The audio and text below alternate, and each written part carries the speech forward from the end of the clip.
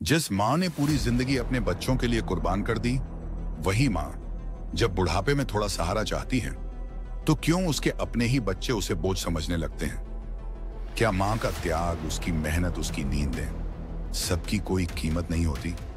जानिए सुधा जी की कहानी, जहां एक माँ अपने ही बच्चों से तिरस्कार झेलकर ऐसा फैसला करती है जिससे सब हैरान रह जाते हैं। माँ, एक ऐसी कहानी जो आपको भी सोचने पर मजबूर कर देगी।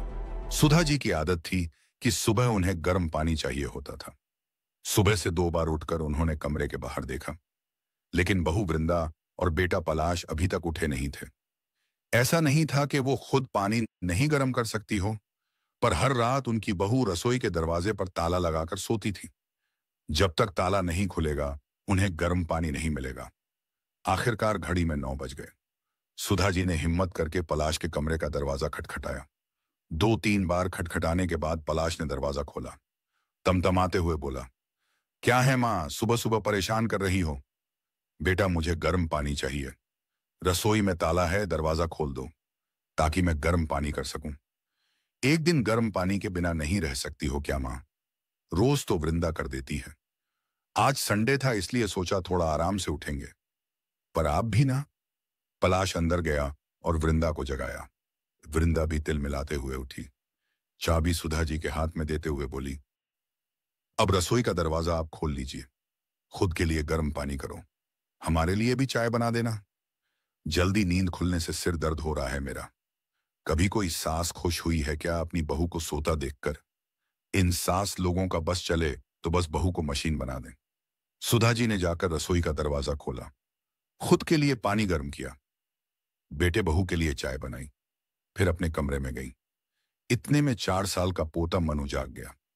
दादी, मेरा दूध। सुधा जी मुस्कुराई। हाँ मेरे बच्चे, अभी लेकर आती हूं। उन्होंने मनु के लिए दूध गर्म किया। तभी पलाश की आवाज आई, माँ, ओ माँ, कहाँ हो तुम? क्या आप मनु को संभाल नहीं सकती? पता है ना, वृंदा के सिर में दर्द हो रहा है। पलाश रसोई में आया। सुधा जी ने कहा, बेटा, मैं तो दूध गर्म करने आई थी, मुझे नहीं पता यह कब तुम्हारे कमरे में चला गया। तो ध्यान रखना चाहिए था ना आपको। बस काम ना करने का बहाना चाहिए। मानता हूं कि आप सास हो, पर बहू को भी इंसान समझो। वही है जो आपकी जिम्मेदारी निभा रही है। नहीं तो दूसरे बेटे की बहू ने तो आपको रखने से ही मना कर दिया था। मनु को सुधा जी के पास छोड़कर पलाश वापस चला गया। सुधा जी मनु को अपने कमरे में लाकर चुपचाप उसके पास बैठ गई। आंखों में आंसू थे। मन ही मन सोच रही थी, मैं कुछ ना करूं फिर भी बदनाम हो जाती हूं। ऐसी कौन सी जिम्मेदारी उठा ली इन लोगों ने मेरी, जो रोज रोज इतनी बातें सुनाते हैं। नाश्ते के समय पलाश ने वृंदा से कहा, तुम्हारी तबीयत ठीक नहीं है तो मैं मां से कहकर नाश्ता बनवा लेता हूं ताकि तुम आराम कर सको।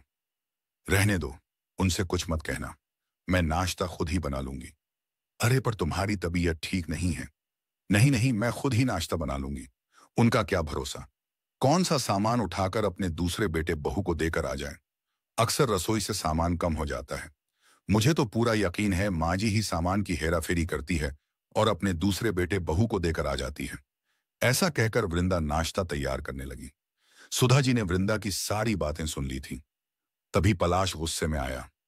देख लो, ये सब आपके कारण है। उसकी तबीयत खराब है, फिर भी नाश्ता तैयार कर रही है।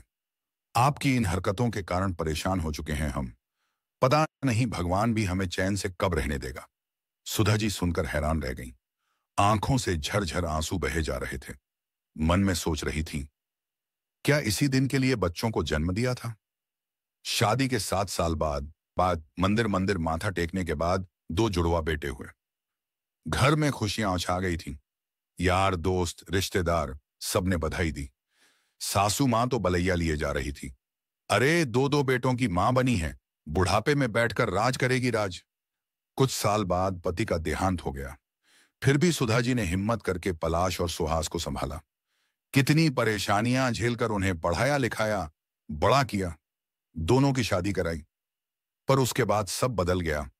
दोनों बहुओं की आपस में बनी नहीं, बेटों में झगड़े होने लगे। आखिरकार दोनों बेटे अलग हो गए। सुधा जी के पति ने 2 मंजिला मकान बनवाया था। ऊपरी मंजिल पर सुहास अपनी पत्नी के साथ रहने लगा। नीचे फ्लोर पर पलाश अपनी पत्नी और सुधा जी के साथ रहने लगा। सुधा जी को रखने को लेकर दोनों भाइयों में बहस हुई। सुहास ने साफ मना कर दिया कि मां को अपने पास नहीं रखेगा। पलाश को मजबूरी में मां को अपने पास रखना पड़ा। सच कहें तो उस समय की बधाइयां आज कानों में चुभ रही थीं। कमरे में सन्नाटा था, पर पलाश की आहट सुनाई दी। वो पोहे की प्लेट सुधा जी के सामने टेबल पर रखते हुए बोला, लो, नाश्ता कर लो। आखिर एक बहू को ही परेशान करते जाओ, दूसरी से कोई लेना देना नहीं। सुधा जी को पलाश की बात बहुत बुरी लगी। ऐसा लग रहा था जैसे पोहे की प्लेट उन्हें चिढ़ा रही है। कमरे की दीवारों में उनकी तन्हाई गूंज रही थी। ऐसा खाना भी किस काम का जो तिरस्कार के साथ दिया जाए। सुधा जी ने उस नाश्ते की प्लेट को हाथ भी नहीं लगाया। सोच समझकर सुधा जी एक निर्णय पर पहुंची। शाम को पलाश अपनी पत्नी के साथ बाहर जा रहा था। तभी प्रॉपर्टी ब्रोकर आया। उसने पूछा, क्या मैं सुधा जी से मिल सकता हूं? जी मैं हूं सुधा, आप? जी आपने सुबह फोन किया था मकान को बेचने की बात करने के लिए। अरे हां, मैंने ही आपको फोन किया था। इससे पहले सुधा जी आगे कुछ कहती, पलाश बोला, कौन सा मकान बेच रही हो आप? हमसे पूछे बगैर आप ये निर्णय कैसे ले सकती हो? मां मकान बेच दोगी तो हम कहां जाएंगे? गए, वृंदा ने कहा। कभी मेरे बारे में सोचा था कि मैं कहां रहूंगी, कैसे रहूंगी? सुनाने में तुम लोग तो मुझे कोई कसर नहीं छोड़ते हो। मकान तो मेरे पति का बनाया हुआ है, मेरे नाम पर है। फिर किस हक से मकान में हिस्सा मांग रहे हो? पर मां जी, समस्या क्या है? मकान को बेच दोगी तो आप उन पैसों का करोगी क्या? वृंदा ने कहा। सुधा जी बोली, सोच रही हूं कि वापस गांव चली जाऊं। जहां से जिंदगी की शुरुआत हुई थी, वहीं जाकर अपनी जिंदगी के अंतिम दिन देखूं। इसलिए मैं मकान बेचकर गांव में ही जमीन खरीद रही हूं और वहीं रहूंगी। फिर हम लोगों का क्या? पलाश ने कहा। मुझे नहीं पता, तुम लोगों के तो हाथ पैर चलते हैं और उससे भी तेज जबान चलती है। अपने आप कमाओ और अपनी प्रॉपर्टी बनाओ, बाकी मुझे नहीं पता। मां, तुम इतनी स्वार्थी कैसे हो सकती हो? पलाश और वृंदा एक साथ बोले। मां को महानता का चोला मत पहनाओ। जैसे बेटे स्वार्थी हो सकते हैं, वैसे ही मां भी स्वार्थी हो सकती है। और तुम जैसे बेटे हो तो मां ऐसी ही होनी चाहिए। मैं यह मकान बेच रही हूं और यह मेरा अंतिम निर्णय है। तुम लोग अपना बंदोबस्त देख लो। हमारे बारे में नहीं तो सुहास के बारे तो सोचो मां, पलाश ने कहा। सुधा जी बोली, सुहास ने सोचा क्या मेरे बारे में? उसने तो एक ही घर में रहते हुए भी कभी मेरा हाल चाल तक नहीं पूछा। ये कहकर सुधा जी उस ब्रोकर को मकान दिखाने चल दी। पलाश और वृंदा बस देखते रह गए। 1 महीने बाद मकान बिक गया। सुधा जी गांव में नया मकान लेकर वहीं रहने लगी। फ्री टाइम में बच्चों को पढ़ाती, हर दिन की शुरुआत अपने ढंग से करती। कभी अकेले बैठकर पुराने दिनों को याद करती। पति की याद आती, साथ बिताए सालों की याद आती। कभी खुशी, कभी दर्द, सब आंखों में उतर आता। गांव के शांत वातावरण में ऐसे ही वो सुकून का जीवन जीने लगी। इस कहानी से हमें ये सीख मिलती है कि माँ बाप का दिल बहुत बड़ा होता है, पर उसका मतलब यह नहीं कि वो हमेशा सहते ही रहें। बच्चों के लिए सब कुछ त्यागने के बाद भी अगर इज्जत न मिले तो उनको भी हक है कि वो अपने लिए जिए। जिंदगी में सबसे बड़ा सहारा आत्मसम्मान ही है। बात से सहमत है तो कमेंट में अपनी बात जरूर लिखें और ये कहानी उन लोगों तक भी पहुंचाए जिनको इसकी सबसे ज्यादा जरूरत है। शायद आपका और हमारा एक प्रयास किसी की जिंदगी बदल दे। अगर आपको ये कहानी पसंद आई हो तो लाइक, शेयर और सब्सक्राइब करना ना भूलें। हम फिर मिलेंगे एक और भावपूर्ण और प्रेरणादायक कथा के साथ। तब तक श्री कृष्ण की कृपा आप पर बनी रहे। जय श्री कृष्ण।